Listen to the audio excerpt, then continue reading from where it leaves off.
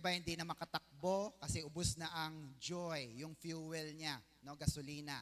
Mabigat na, hindi na makausad kasi nasasagad na siya. So, lahat po tayo dapat ay masagot natin ang tanong na ito. Next, are you happy in serving the Lord? Still, pumalakpak nga po ang lahat ng happy sa Panginoon.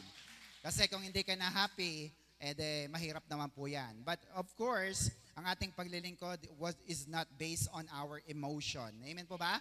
It is not on our soul, di ba? Mind, emotion, and will. No, it's not that. Ang ating paglilingkod ay base sa ating born again spirit. Kasi kapag alam mo na anak ka ng Diyos, masaya man o hindi, pupunta ka sa bahay ng iyong ama. Can you hear amen? Amen. Sige, palapakan po natin ng Diyos.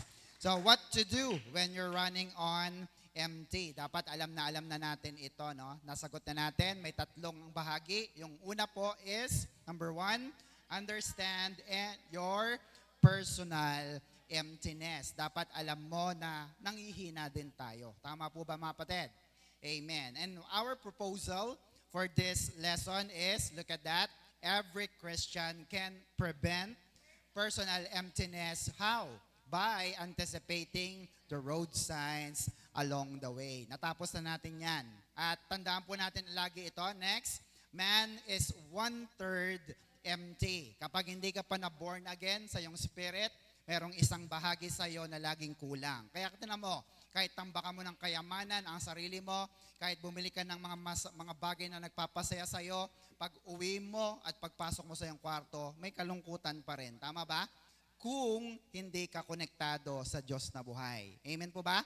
Kasi baka hindi na born again ang iyong spirit. Masaya ka lang sa iyong kaluluwa, masaya lang ang iyong katawan, pero always check your spirit. Sapagkat ito po ang magde-desire para po tayo ay maging masaya sa Panginoon. Amen? And we know that we are complete in Christ. Amen po ba mga kapatid? Salamat sa ating Panginoon. Next, ang pointer number 2, Roman numeral number 2 is, remember God's greatness. No? So nasabi ko na sa inyo noong nakaraan, anumang malaking problema, pag nailapit sa malaking Diyos, liliit. Tama? So what's our proposal? Next, proposal number 2, every Christian can run afresh by remembering that we have a great God. Amen po ba? Dakila bang Diyos natin? So pwede tayong tumakbo ulit kasama ang Panginoon. So why do we need to run joyfully in God's presence? Pinakita ko po sa inyo noong nakaraan. Bakit nga po ba? What is our answer, everybody? Because it is one source of blessing. Very good student, no? So, bakit nga ba dapat lumapit at tumakbo ng may kasiyahan sa presensya ng Diyos? Kasi may pagpapala sa presensya ng Diyos. Amen? Pinakita ko sa inyo yung formula. Tingnan nyo ulit yan. At iiwanan na natin yan. Ano pong sabi dyan? God's presence brings what? Joy. And joy brings strength. And strength brings what? Blessing. Saan nagsimula? God's presence. Kaya nagkaroon ka ng blessing sa iyong buhay. Maliwanag po ba mga kapatid? Amen. And this is connected sa number 3 po na pag-aaralan natin ngayon. Actually, I have discussed this many times in one of our Bible study, pero I just want to give it once again sa mga hindi pa po nakakarinig ng lesson na ito. So what is number 3? Ito po yung pinakahuli natin na what to do when you're running on empty. Everybody, live under the blessing of God. Amen po ba?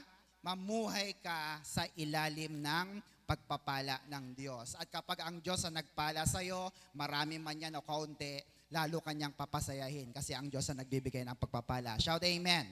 Sige, palapakan po natin ang Diyos sa buhay. Now, when we say blessing, sabi nga natin blessing. Yan, it means protection, no? It means provision, it means security, sa lahat ng kanyang mga anak. Siyempre, sa mga anak lang ng Diyos yan. So, you can live a beautiful and happier life even while you're still on earth. Kasi akala nila magiging masaya lang ang buhay nila pag nasa langit na. Well, of course, totoo po yan, pero pwede ka pa rin pasayin ng Diyos kahit nasa lupa ka pa. Can you hear amen?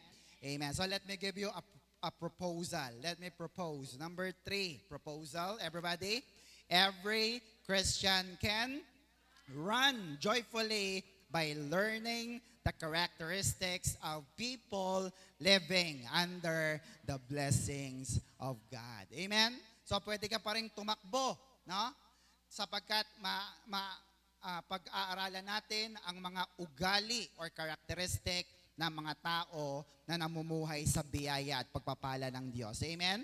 So let's begin. Living under the blessings of God, part number 1. Learning the characteristic of people living under the blessing of God. So, let me tell you this para sa panimula ng lesson na ito. Next po. You are destined to be blessed. Amen? Ikaw ay ipinanganak, ikaw ay nakatalaga para pagpalain ng Diyos. Amen? Amen po ba? Ngayon, kung ayaw mo naman, babalik ta rin ko. Ikaw ay ipinanganak, ikaw ay itinalaga para malasin. Gusto mo ba yon? Ayaw natin. Sige, uulitin ko. You are destined to be blessed. Can I hear amen? Palapakan natin ang Diyos na buhay. At sa umpisa pa lamang po ng libro sa Book of Genesis, ang tao po ay nabubuhay na sa ilalim ng basbas o blessing ng ating Diyos na buhay. Look at this. Genesis chapter 1, 27 to 28. So God created man in His own image. In the image of God, He created him. Ano po yung nilikha? Male and female. He created them. 28 is the striking verse. God blessed them and said to them, ano sabi? Be fruitful and increase in number. Fill the earth and subdue it. Rule over the fish of the sea and the birds of the air, and over every living creature that moves on the ground. Hallelujah. So sabi ko nga sa inyo, ang pinaka-keyword natin dyan is the one in verse 28. Sabi dyan, God blessed them. Amen. Sabi nga natin, blessed. Yan. Ang Hebrew word ng salitang blessed, Pastor, bakit Hebrew word? Kasi ang Old Testament is made up of Hebrew words. Ang New Testament naman po ay Greek words. Maliwanag po ba yan? So let's look at the Hebrew translation ng bless. It means barak. Nandiyan po sa baba. Sabi nga natin, barak. Yan, di ba? Parang si Barack Obama, right? So ang ibig sabihin nito, congratulate, kneel down, praise, or salute. No? Kaya naman po, ang tao po noon, nung unang likhain ng Diyos ang sanlibutan, sagana na, protektado na, walang sakit, at makapangyarihan ang mga tao. Bakit? Kasi merong barak blessing. God bless them. Can you hear amen? Amen po ba mga kapatid? Kaya napakahalaga po ng blessing ng Diyos na buhay. Amen po ba? And also, napag-aralan na po namin sa mga kabataan that there are 3 channels of blessing. Wala po dyan. Una po ay ang government. Ang pangalawa po ay ano? Church. At ang pangatlo po ay ang family. So lahat po yan ay pinagdadaluyan ng lahat ng pagpapala.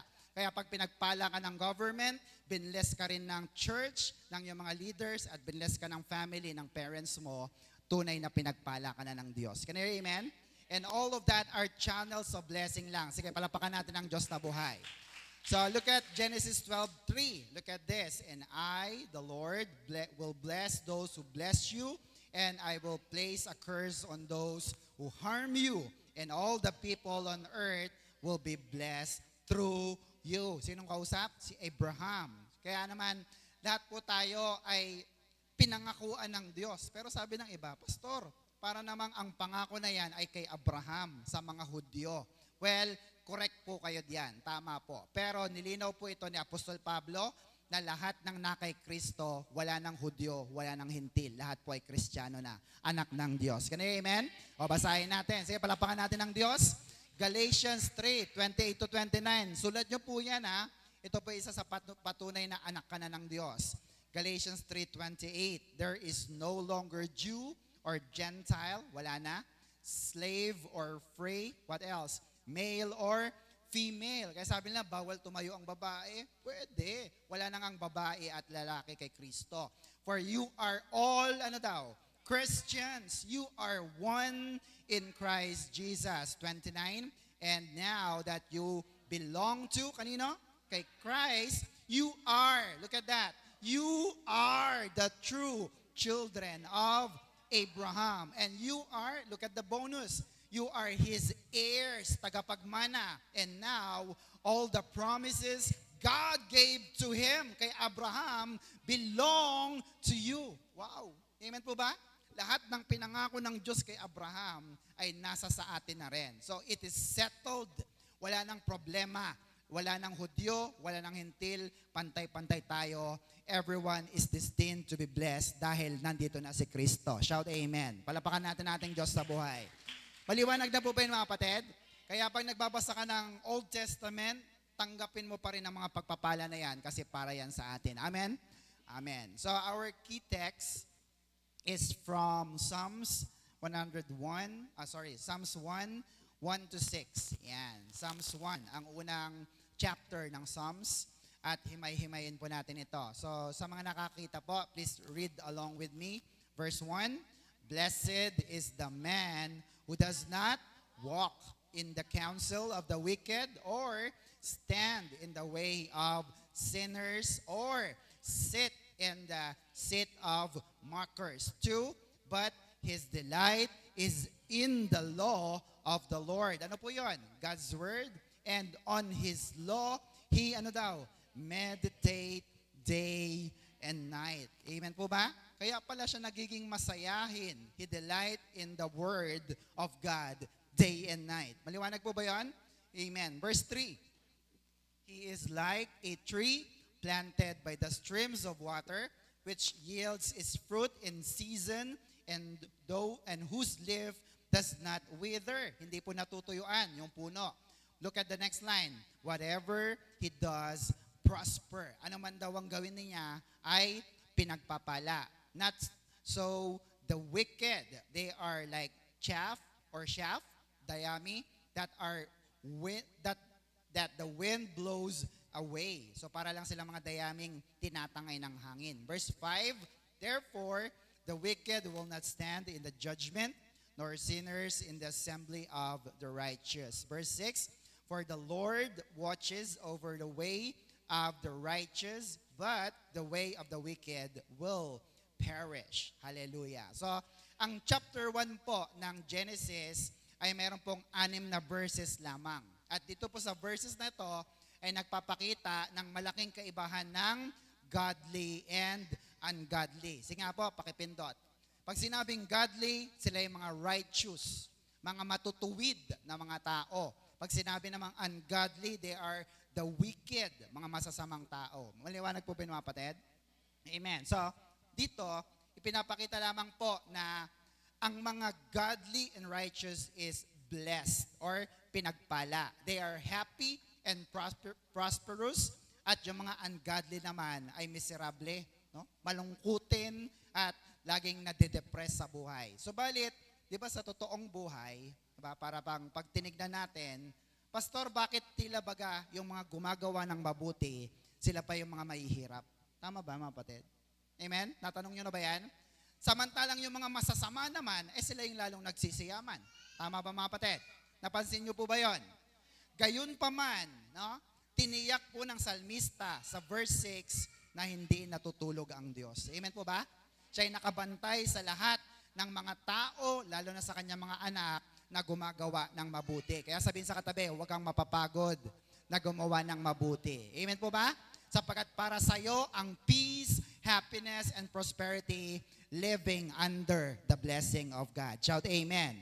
Amen. Sige, palapakan po natin ang Diyos. Balikan po natin ulit ang Psalms chapter 1, 1 hanggang 2. Blessed is the man who does not walk. Sabi nga natin, walk. Yan, lakad in the counsel of the wicked or stand in the way of sinners. Sabi nga natin, stand. Ano yung nauna? Walk, lakad. Pangalawa ay stand, tumatayo, nakatayo lang. And ang pangatlo po is or sit in the seat of mockers. 2, but his delight is in the law of the Lord, God's word, and on his law he meditates day and night. Hallelujah. So hihimay-himayin po natin ang mga verses na ito. Ang Hebrew word ng salitang blessed is esher. Sabi nga natin esher. Yan. It means blessed, happy, to prosper, happiness. So, madali pong tatandaan. Kapag ka may blessing ka, anong gagawin? I-share mo. Sabi sa katabi, i-share mo. Yan. Yung palang Hebrew word ng blessed, i-share. Amen po ba? At kung ikaw naman ay nagme-meditate ng salita ng Diyos, ano po yon? Happy ka dahil ikaw ay lumalakad sa patnubay at biyaya ng Diyos. Can you hear amen? At ito pong prinsipyo ng Diyos na hindi nagbabago mula nung Old Testament hanggang sa panahon ng New Testament. At alam nyo po, in the New Testament, mas itinodo pa ng Diyos ang pagpapala sa mga anak ng Diyos dahil kay Kristo. Can you hear amen? Amen. At ang salita na ginamit dito para sa word na bless, alam na alam natin, ano po yun nasa kabila? Makarios. Amen po ba? Sa Hebrew is esher. In Greek word naman is Makarios. Ano ang kahulugan? Yan, huwag kayong magugulat. Anong sabi? Supremely blessed, by extension, fortunate, no? Pinakamataas na blessing, supremely blessed. Fortunate, well-off, nakaluluwag sa buhay, mayaman, happy or happier, mas masaya pa. And literally, anong ibig sabihin po niyan? Super blessed and happier than happy because you hear and obey the word of God. Can you hear amen? Amen. So take note po hindi lamang po basta blessed or basta lang happy. Sa New Testament, sinigitan pa at sinobrahan pa ng Diyos ang mga pagpapala para lahat po ng mga tao na naniniwala sa Diyos ay maging masaya kay Kristo. Can you hear amen? Malaking, sige, palakpakan natin ng Diyos. Malaking pagkakaiba po ng Old Testament sa New Testament. Look at this. Luke 11, verse 28. He, Jesus replied, ano sabi ni Jesus? Blessed, Makarios, are those, sino daw? Who hear the word of God and obey it. Hallelujah. Sapagkat nung panahon ng Old Testament, wala naman silang naririnig na salita ng Diyos. Puro lamang mga pahayag ng mga propeta, no, sa kanila. Pero in the New Testament, si Kristo mismo ang nangaral. Kaya kapag sinundan natin ang mga aral ni Kristo, you are Makarios or super blessed. Are you with me, mga kapatid? Amen. So, wala pong duda. Next, kalooban ng Diyos na ikaw ay sumagana. Shout amen. Pumalakpak nga po ang lahat ng naniniwala. Ayaw ng Diyos na maghirap ka. Amen. Ayaw ng Diyos na magutom ka. Amen. Ayaw ng Diyos na mamatay ka sa sakit, karamdaman. Amen. Ang gusto lang niya, happier than happy kasi Makarios ang buhay na yan. Ganun, amen. 2 thumbs up. Lord, inaangkin namin ang masayang buhay sapagkat yan ang nais mo sa amin. Amen. Amen. Psalms 35 verse 27, sabi dito, the Lord be magnified who delights in the prosperity of His servant. No? Pastor, sabi dyan, servant, di ba? Yes, kung ang servant ng Lord o ang lingkod ng Diyos ay natutuwa sa mga aral ng Diyos, yumayaman siya. How much more pa kaya yung mga anak ng Diyos? Amen po ba mga kapatid? Yung servant lang sumusunod sa Diyos, pinapayaman ng Diyos, ikaw pa kaya, anak tayo ng Diyos. Kaya pag sumunod ka, mas malaking pagpapala. Can you hear amen? Amen. Ano po ang pangako ng Diyos sa mga anak niya? John chapter 1, verse 12. But to all who believe Him and accepted Him. Anong pangako? He gave the right to become, ano daw? Children of God. Hallelujah. Tanong, anak ka na ba ng Diyos? Amen. At pag anak ka ng Diyos, alam na alam naman po ninyo na ang mga magulang, ang lagi niyang gustong ibigay sa kanyang mga anak ay ano? Good lang ba? Hindi po. The best. Tama po ba mga kapatid? Amen? Walang magulang ang magbibigay ng pipitsugin para sa kanyang mga anak. Amen po mga kapatid? Ganon din ang ating Ama sa Langit. Kaya kung ikaw ay tunay na anak ng Diyos, sabi po ng kasunod na verse 16, John 1:16, everybody, from the fullness of His grace, kay Jesus Christ, we all have received one blessing. Look at that. After another. Napakaganda ng pangako na yon. Pag ikaw ay anak na ng Diyos, nakatanggap ka na ng pagpapala, one blessing after another. Hindi mo pa nauubos yung milyones mo, may kasunod na naman. Amen po mga kapatid? Amen po ba?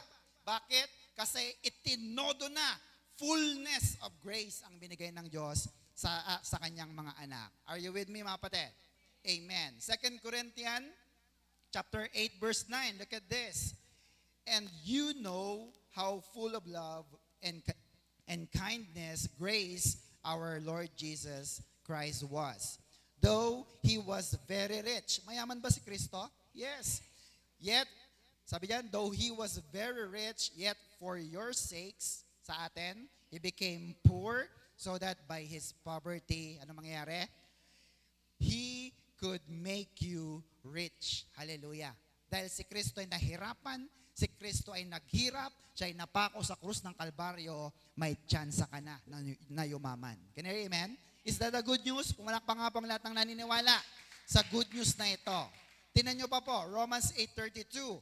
He, our God, who did not spare His own Son. Sino yun? Jesus Christ, but gave Him up for us all. How will He not also, along with Him, graciously gives us all things? May question mark po niya sa dulo eh. Hindi ba ganyan ibibigay ang lahat ng bagay na hinihiling natin? Ibibigay ng Diyos ayon sa kanyang kalooban. Amen po mga kapatid? Amen. Proverbs 10:22, one of my favorite verse. The blessing of the Lord brings what? Wealth. Hallelujah. And He adds no trouble to it. Hallelujah. Tandaan po natin lagi ito. Hindi lamang porke napupuno yung bulsa mo ng blessing, ang yung bank account ay lumolobo, ay pinagpala ka na ng totoo. Can you hear amen? O kaya naman ang yung mesa ay laging masasarap ang kinakain, hindi ka nauubusan ng mga supply, no? Hindi po yun ang tunay na pagpapala lamang. Ang sabi ng verse, anong tunay na pagpapala? The blessing of the Lord makes you wealthy or rich. Can you hear amen? Sapagkat totoo naman na yung iba kapag yumayaman, mas dumadami ang problema. Tama ba? Tama po mga kapatid? Kasi habang lumalaki ang kanyang kinikita, dumadami rin ang kanyang mga problema. Are you with me mga kapatid? Buti na lamang kahit na ikaw ay yumayaman, ang pagpapala naman ng Diyos ay nasa iyo, kaya walang trouble na ibibigay ang Diyos sa atin. Shout amen. Palapakan natin ang ating Diyos sa buhay. Kaya pag pinagpala ka ng Diyos, siguradong happy ka. Tama po ba mga kapatid?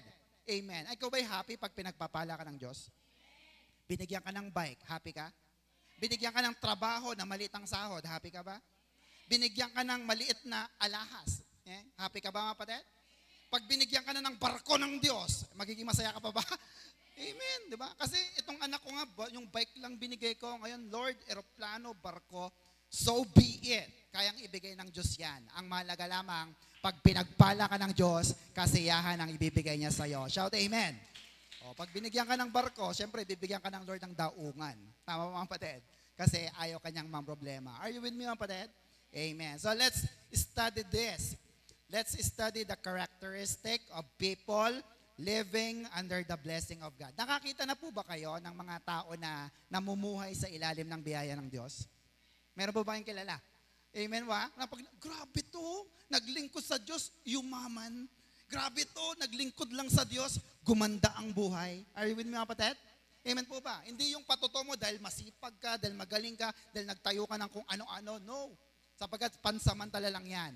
Ang tunay na pagpapala ay kapag ikaw ay nasa ilalim ng pagpapala ng Diyos na buhay. Shout amen. Palapakan natin ang Diyos. Tatanungin ko po kayo, masaya ba kayo kapag pinagpapala kayo ng Diyos? Nai-inspire ba kayo maglingkod sa Diyos pag binigyan na kayo ng sasakyan? Kapag ang inyong bahay ay may aircon na, gigising pa ba kayo ng maaga para magsimba? Amen po mga kapatid? Yes, nakakainganyo at lahat ng iyong mga bayarin ay binabayaran ng Diyos. Can you hear amen? Kaya sabi mo, thank you Lord, maglilingkod na ako sa iyo. Pupunta na ako sa church. Are you with me? Hindi yung habang yumayaman ka, nawawala ka naman. Aba, hindi yun ang tunay na pagpapala. So pag-aaralan po natin, what are the characteristics of people living under the blessing of God? Take note of this. Number 1, everybody, separated from the world. Sa Tagalog po, nakahiwalay ka sa mundo. Amen po ba, mga kapatid? Posible ba yon? Pastor, dito kami nakatira Paano kami mahihiwalay? Well, yan ang ating pag-uusapan. Psalms chapter 1 verse 1. Look at this. Blessed is the man who does not walk in the counsel of the wicked or stand in the way of the sinners, or sit in the seat of mockers. Look at that. Tatlo po yung binanggit na ginagawa ng tao. Ano po yung una? Walk, lalakad. Pangalawa ay stand. At ang pangatlo ay sit. No? So yung tatlo po na ito is a figure of speech. Ibig sabihin po ng figure of speech, may kahulugan po yan. Hindi lang yan basta lumakad, tumayo, at umupo. May ibig sabihin po yan. Because the book of Psalms is a book of poetry. Tama ba mga kapatid? Kaya itong poetry na ito ay tula, matalinghaga, at may mas malalim na kahulugan. Ito ang aalamin natin. To separate does not mean you are invisible. Maliwanag po ba yun? Sabi nyo, hindi dapat separate ako sa mundo eh. Kaya hindi ako makikiayon sa mundo. Hindi rin nila ako makikita. Posible ba yun? Hindi po. Amen po ba? To separate doesn't mean you are invisible. You're still present but not affected by what unbelievers do. Can you hear amen? Kahit na nandito ka sa mundong ito, hindi ka naman apektado ng kahirapan ng mundong ito. Can you hear amen? Amen po ba? So, tuloy pa rin ang evangelism. Tama ba? Kasi sabi ng iba, dapat hindi ako makaayon sa mundo. Hindi po. Humayo ka pa rin sapagkat para tayong mga isda. Di ba yung mga isda? Pag inuli mo sa dagat, ay kinakaliskisa mo at inaasinan mo pa rin. Saan ba siya galing? Sa maalat na tubig. Di dapat sobrang alat niya, di ba?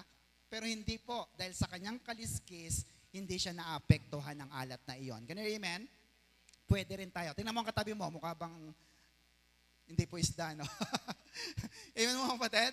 Para ba siyang isda na hindi naapektuhan ng mundo? Are you with me mga kapatid? Amen. Natawa tuloy tayo. Amen po mga kapatid? Amen. So hindi tayo apektado. Tsaka po, napaka-imposible na hindi ka lalakad sa mundong ito. Saan ka lalakad? Imbis na pupunta ka lang sa isang direksyon, hindi ka palalakad doon. O kaya naman ay hindi ka uupo, no? Sa jeep, saan ka uupo kung hindi ka uupo? Sa mga UB Express. Amen po ba? So, napakaganda po ng salin ng New Life Version para maintindihan natin ito. Romans chapter 12, verse 2. Everybody, do not act like the sinful people of the world. Let God change your life. First of all, let Him give you a new mind, bagong isip. Ano pa? Then, you will know what God wants you to do, and the things you do will be good and pleasing and perfect. Ang ganda ng salin, no? Napakaliwanag. Hindi natin kailangan iwasan yung mga makasalanan. Tama? Amen po ba? If you just imagine, paano mo iiwasan yung mga makasalanan? Lagi mong kasalamuha yan. Tama po ba mga kapatid? Ang pwede lamang po natin gawin ay habang nasa piling natin sila, hindi tayo naapektuhan, hindi tayo nakikisama sa mga ginagawa nila. Amen po ba? Amen. To be separated from the world means, tingnan po natin, letter A, sulat nyo po yan. Bakit ba tayo nasa-separate sa mundo? Letter A, different, ano daw? Lifestyle. Wow. Sige nga, sabihin natin, different lifestyle. Yan. Very good. Tatanungin ko kayo, iba na ba ang iyong pamumuhay gaya ng dati? Iba na po ba? Kung dati tinatamad kang magsimba, ngayon masipag ka na ba? Dati wala kang Bible, may Bible ka na ba? Dati hindi ka tumatawag ng Lord, ngayon tumatawag ka na ng Lord? Pag kumakain ka, nagpe-pray ka na ba? Kahit nandiyan si kumpare, nakakahiya talaga eh. Andiyan po ba yung mga kapatid? Because you have a different lifestyle. Your walk, no? Ang inyong lakad, dapat po nakikita ng iba na merong bago sa atin. Can you hear amen? Amen po ba? Hindi ka na umiinom ng marami, kaunti na lang, nababawasan. Can you hear amen? Hindi ka na nagyoyosi, hindi ka na nagmumura. Ngayon, naliligo ka na at nagtututbrush kapag ikaw ay magsisimba. Can you hear amen? Kasi nabago na ang iyong buhay. Nagbabasa ka na ng Biblia, nagpe-pray ka na kasi mabait ka na. Pumalakpak nga po ang lahat ng mabait. Yan. Woo! Hallelujah! Anong sabi ng Biblia? Basahin ulit natin. Psalms 1 verse 1. Everybody, blessed is the man who does not walk in the counsel of the wicked. Again, this is a figure of speech. No? Kasi kung ganoon po, saan ka lalakad? Wala ka ng ibang lalakaran kasi nilakaran na yan ng mga masasama. Can you hear amen? So, ibig sabihin po nito, sabi ng Romans 12:2 sa baba, do not act like the sinful people of the world. Let God change you. No? Ibig sabihin, kung sila ay gumagawa ng karumihan ng kasamaan, ikaw sisikapin natin na wag gumawa ng ginagawa nila. Paliwanag po ba yun, mga kapatid? Amen. Look at this. Sabi ng isang quote, the world cannot satisfy us because, bakit daw? We are not only made up of physical, but also is spiritual. Do you believe that, mga kapatid? Dahil ikaw ay naging anak na ng Diyos, ang Diyos ay spirito, ang Diyos ay spiritual na nilalang sa langit, nagkaroon ka ng bahagi na ikaw ay spiritual na. Tama po ba, mga kapatid? Or else, yung na-born again ka at tinatamad ka magsimba, mas inuuna mo pang pamamasyal kaysa sa magsimba. Ibig sabihin, walang spiritual na na-impart sa yung born again spirit. Maliwanag po ba, mga kapatid? Pero ngayon, pag hindi ka nakapunta sa church, ay hindi ka mapakali, brothers and sisters, ibig sabihin po noon, buhay na ang iyong spirito. Shout amen. Palapakan natin ang ating Diyos sa buhay. Are you with me, mga kapatid? Kaya nga, di ba, sabi ni Lord sa Matthew 4:4, hindi lang sa tinapay na bubuhay ang tao, kundi sa ano daw? Sa spiritual na tinapay, sa salita ng Diyos. Genesis 2:7. Sabi po rito, and the Lord God formed man of the dust of the ground, the body, and breathed into his nostril the breath of life, or neshama, and he became, ano nangyari? Became a living soul. Tingnan niyo po yan, ha? Nung ang tao ay nilikha ng Diyos, kumpleto pa siya. Body, soul, and neshama, spirit. Amen po ba, mga kapatid? Maliwanag po ba yon? Nakita nyo, siya ay galing sa alabok, sa putik, that is the body. And yung kanyang soul, yung kanyang pakiramdam, pero hindi pa siya buhay noon. Nung hindi siya hiningahan ng Diyos sa ilong. Can you hear amen? Karoon lang siya ng kaluluwa nung siya po'y hiningahan ng neshama. Are you with me, mga kapatid? Oh, look at this. How are we created? Paano po tayo nilikha? We are, everybody, tandaan nyo po ito. We are a spirit that has a soul and lives in the body. Isa pa nga po, sabay-sabay tayo. We are a spirit that has a soul and lives in the body. Amen po ba? Tandaan mo po yun. Ikaw ay espiritu na mayroong kaluluwa at nakatira sa iyong pangangatawan. Kaya po, kung feeling empty inside ka, ibig sabihin, hindi pa na-born again ang iyong spirit. Can you hear amen? John 6:35, then Jesus declared, I am the bread of life. He who comes to me will never go hungry, and he who believes in me will never be thirsty. No? Sabi nga natin, never.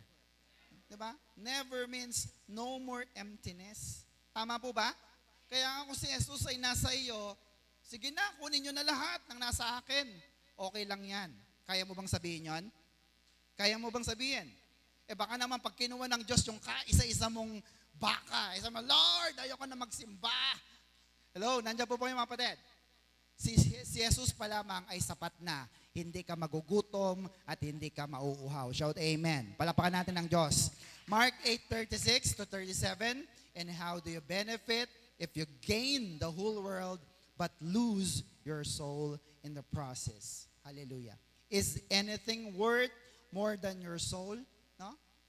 Kahit, gusto mo ba yon? Ibigay na sa'yo ang lahat ng ari-arian dito sa Pampanga.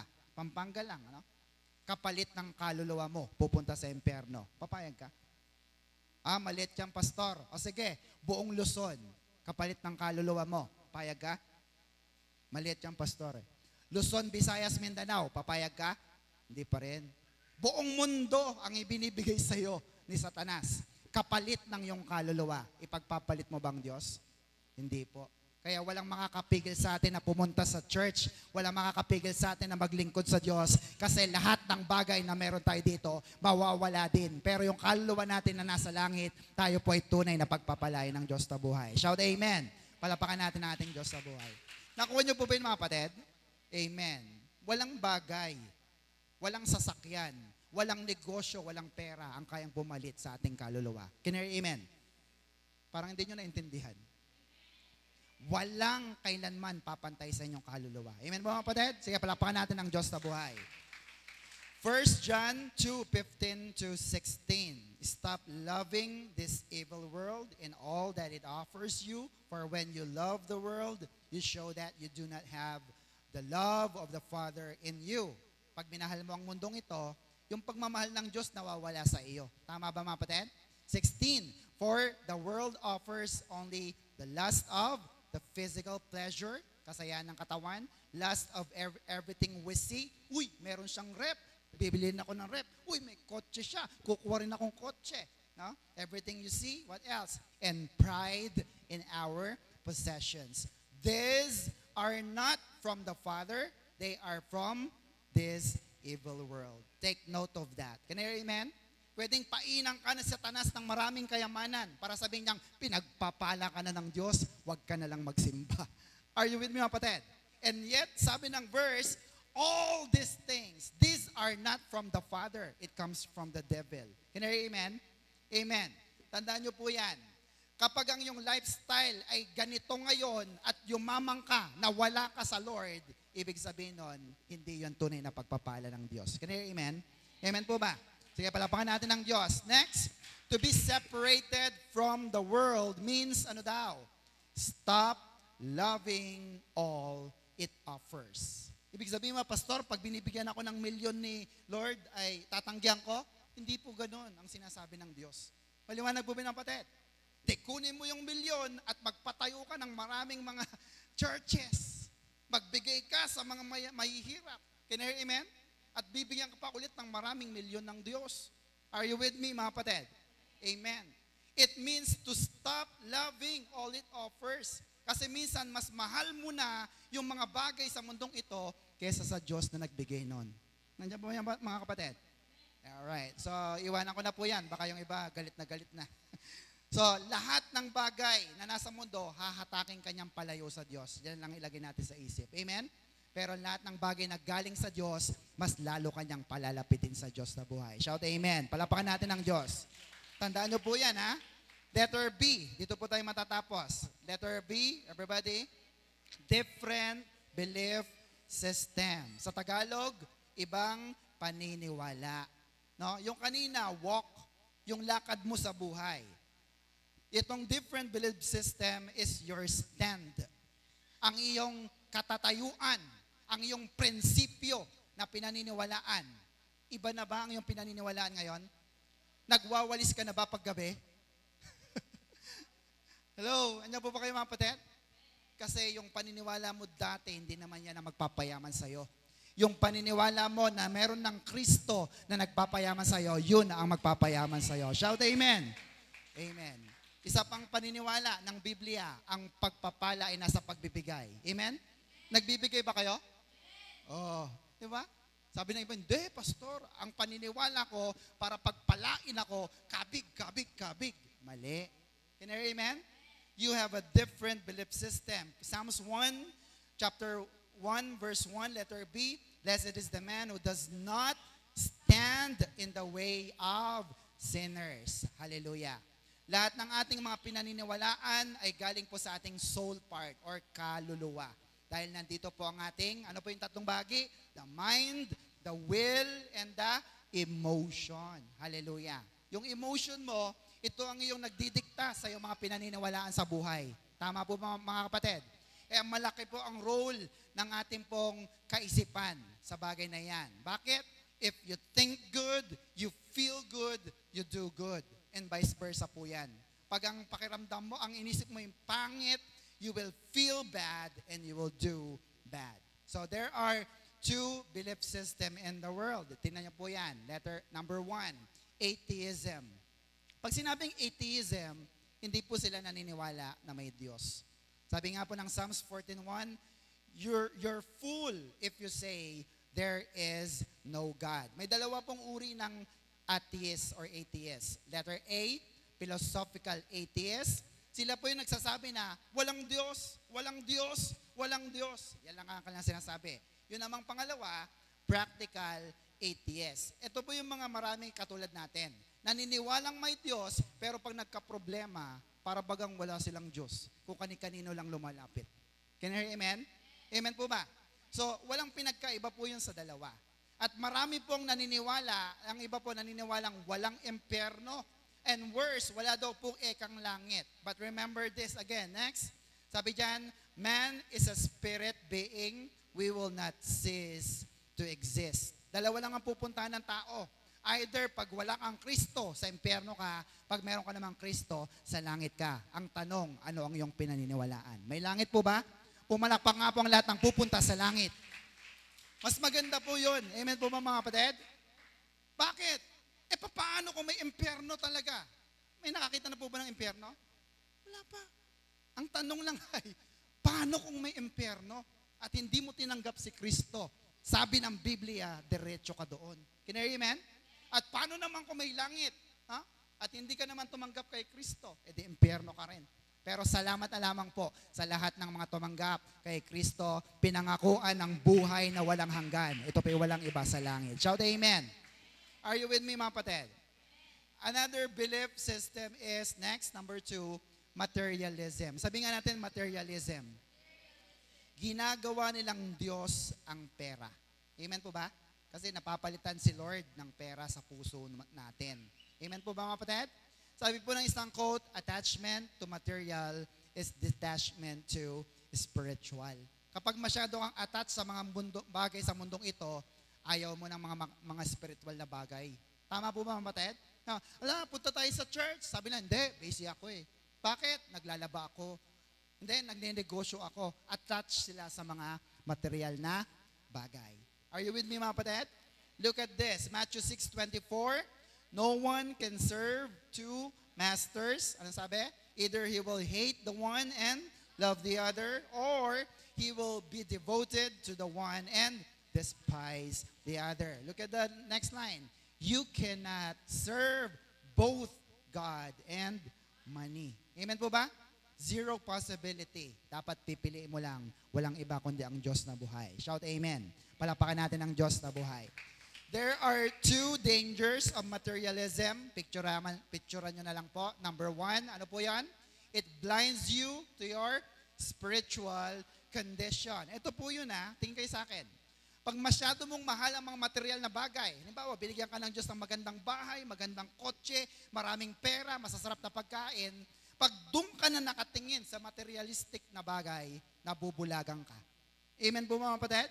Amen po ba? Kaya sabi ng Diyos, magsimba ka na. Sabi, hindi, magbubukas pa ako ng tindahan ko. Are you with me? Nabubulagan. Number 2, it blinds you to the curses it brings. Amen po ba mga kapatid? Siyempre, hindi ka sumusunod sa Diyos, di ba? Ano ang pupunta sa iyo? Curses o mga sumpa, mga salot na sinasabi ng Biblia. Can you hear amen? Pero siyempre, dahil anak ka na ng Diyos, may biyaya na tayo ng Diyos, let me clear that, hindi sumpa ang pupunta sa iyo, pero hindi rin pupunta ang pagpapala sa iyo. Can you hear amen? Dahil ang pagpapala ay nasa pagsunod sa Diyos. Can you hear amen? Hindi po yan nagbabago. Sige, palapakan natin ng Diyos. Hindi po tama na si Brother Bong ay masunurin sa Diyos at si Brother Ramsel ay hindi, ay pareha sila ng pagpapala. That is unfair to God. Can you hear amen? Siyempre, kung sino yung masunurin, siya po ang lalong pinagpapala ng Diyos, lalo na sa kanyang mga anak. Shout amen. Palapakan natin ng Diyos. Are you with me, mga kapatid? James 4:13, malapit na po tayo. Now listen to me, that you that say, today or tomorrow, we will travel to a certain city where we will stay a year and go into business and make a lot of money. 14, you don't even know what your life tomorrow will be. You are like a puff of smoke which appears for a moment and then disappears. 15, what you should say is this: if the Lord is willing, we will live and do this or that. 16, but now that you are proud and you boast, all such boasting is wrong. Bakit? Hindi naman masamang magtrabaho, hindi naman masamang magtayo ng negosyo sa iba't ibang lugar, pero isama mo ang Diyos sa iyong pagninegosyo. Can you hear amen? Amen po ba mga kapatid? Kasi yung iba, iniiwan din nilang Diyos nila. Kaya ang sabi ng Biblia, it is wrong. It is boasting in the Lord. Can I hear amen? Ang tanong, sinong inuuna mo? Ang Diyos ba o ang kayamanan sa mundong ito? Pumalakpak nga po ang lahat ng inuuna ang Diyos. Hallelujah. Number 1 spot sa puso ko ang Diyos. Can I hear amen? Amen po ba?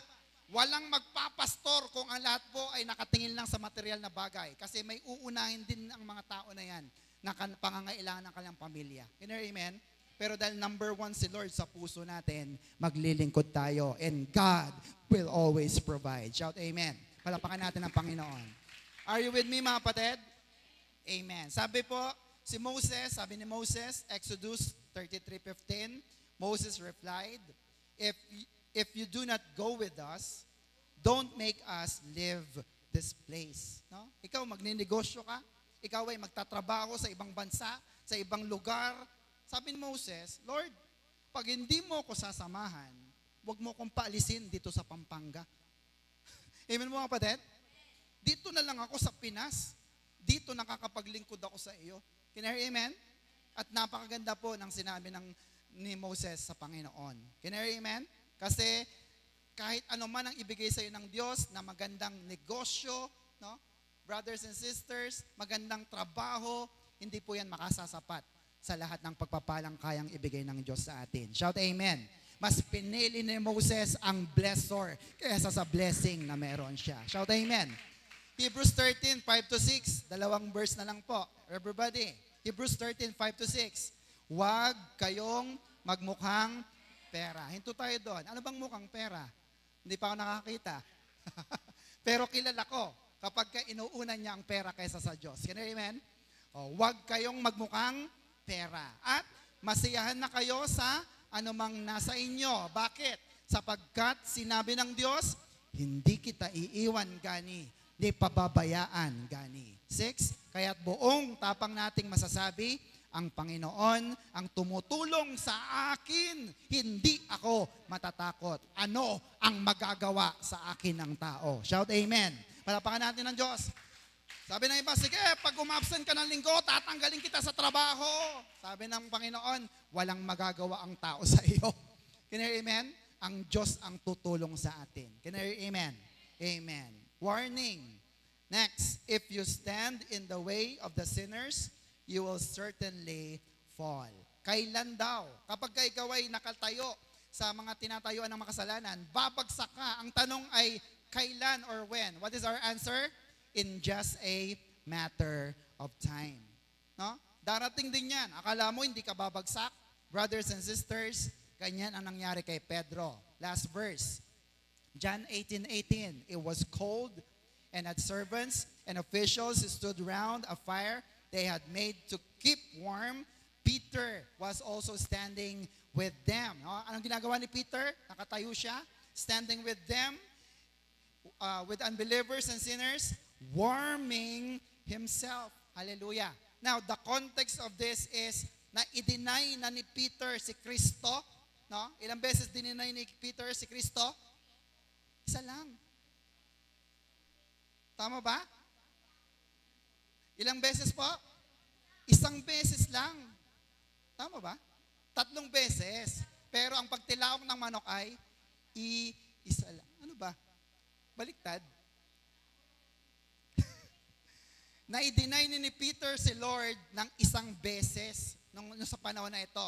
Pero kung umalis man siya doon sa lugar na yon, brothers and sisters, si Jesus po sa ikalawa at ikatlong beses na itatwari niya po si Kristo. Maliwanag po yun ang batid? Amen. So, sabi po rito, if you stand in the Word, everybody, you will fall in the world. Kaya kapag nakatayo ka kasamang mga makasalanan, sigurado po yan, babagsak at babagsak ka rin. Amen? Kaya nung dapat gawin, huwag tayong tatayo kasama ng mga makasalanan. Amen? Next week po, dito po natin itutuloy, letter C, different enjoyment. Tatanungin ko kayo, anong mga na-enjoy nyo ngayon? Na-enjoy nyo po bang pakikinig ng salita ng Diyos? Yeah. Na-enjoy nyo bang mag-imbita? Lord, hindi po eh. Na-enjoy nyo bang panonood ng teleserye? Abot na pangarap ba yun? Abot kamay na pa. Brothers and sisters, pag-uusapan po natin ang next week kung anong mga na-enjoy nyo. Baka nalalayo na kayo sa Diyos na buhay. Pag-aralan natin ang mga naglalapit sa atin. Can you hear amen? Sige, palapakan natin ang Diyos. What is our Macarius Challenge, everybody? Blessing comes when you are not worldly. Isa pa nga po, blessing comes when you are not worldly. Gusto niyo po bang pagpalain ng Diyos? Huwag kang masyadong makamundo. Can you hear amen? Amen po ba? Sige, tayo po tayong lahat. Tayo manalangin. Panginoon, salamat po sapagkat naniniwala kami na ikaw po ay Diyos na nagpapala sa iyong mga anak. Lord, hindi pa man po kami sumusunod sa iyo. Sabi ng Romans 5:8, minahal mo na kami, Panginoon. Kaya naman kasama ng pagmamahal na yan, ang pagpapala mo sa amin nung kami makasalanan pa. Ngayong anak mo na kami, Panginoon. Lord, we truly believe that you have given us the fullness of your grace. Tinodo mo na ang lahat ng pagpapala sa amin, Panginoon. Kaya naman, Ama, pagod na rin kaming mamuhay sa mundong ito. Kaya, Lord, gusto naming baguhin ang aming belief system at gusto rin namin baguhin, Panginoon, ang aming enjoyment, O Diyos.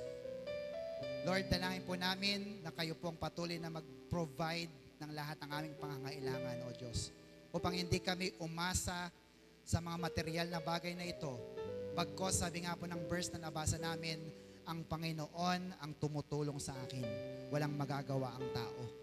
Amen. Kaya Panginoon, salamat po sapagkat natutunan namin sa araw na ito na dapat po kami pong mga anak mo ay huwag masyadong magmahal sa sanlibutan. Kaya Lord, salamat po sapagkat naliwanagan kami that if we are not worldly, then blessing comes in our way. Kaya Lord, punuin mo po ang bulsa ng iyong mga anak. Punuin mo ng pagkain, ang mga bigasan nila, ang kanilang mga tukador, maraming mga blessing, Lord, ang kanilang pitaka, ang kanilang mga bank account, ang lahat ng kanilang tinatangkilik, ang lahat ng kanilang negosyo, ang lahat ng kanilang trabaho ay pagpalain mo sapagkat sinasama ka nila sa lahat ng kanilang gagawin, Panginoon. Thank you so much, Lord, at maingat tayong binabalik sa inyo ang lahat ng papurit pasasalamat. In Jesus' name we pray. And everybody say, Amen. Amen. Palapakan po natin ang Diyos sa buhay. What is our Macarius Challenge? Blessing comes when you're not worldly. To God be the glory. Sige, palapakan po natin ang Diyos. Are you blessed?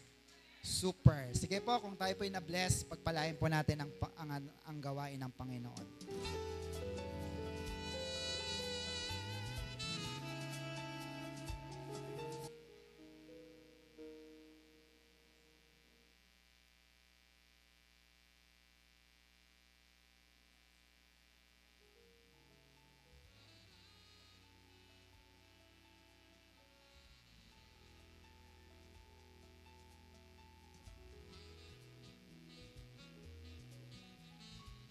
Ayan, praise God. So, bago po tayo dumako sa ating pong grace giving, so, are you blessed?